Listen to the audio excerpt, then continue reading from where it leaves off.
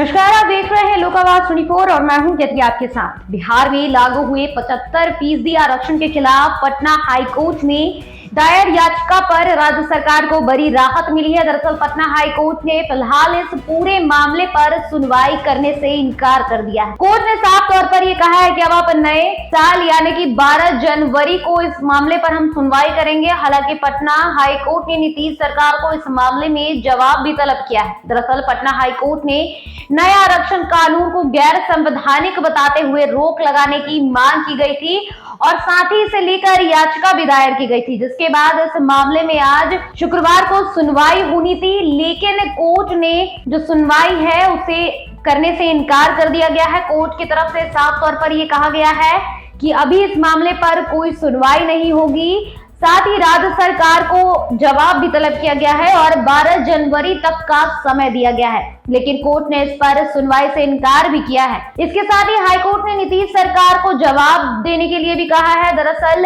जो पटना हाईकोर्ट में याचिका दायर हुई थी, इसमें साफ तौर पर याचिकाकर्ता की तरफ से ये कहा गया था कि ये समानता के अधिकार का उल्लंघन है। साथ ही याचिकाकर्ता ने ये भी कहा था कि क्योंकि राज्य सरकार ने जाति आधारित गणना के आधार पर आरक्षण का दायरा बढ़ाया है, जबकि इसे सामाजिक या फिर शैक्षणिक रूप से पिछड़े वर्ग के प्रतिनिधित्व जो है उनके आधारित को बढ़ाना चाहिए था।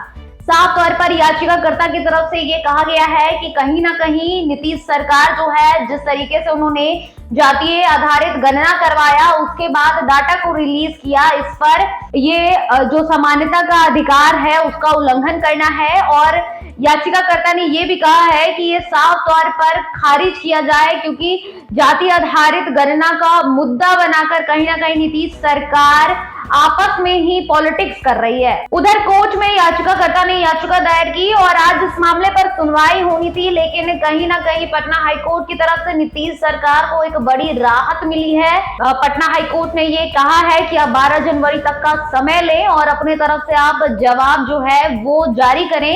इसके बाद इस पूरे मामले पर सुनवाई होगी। अब ये देखने वाली बात होगी कि आगामी नए साल में 12 जनवरी को जब नीतीश सरकार की तरफ से इस पूरे मामले पर जवाब जाता है, उसके बाद पटना हाईकोर्ट इस पूरे मामले पर क्या कुछ फैसला सुनाता है। अभी के लिए इस खबर में इतना ही।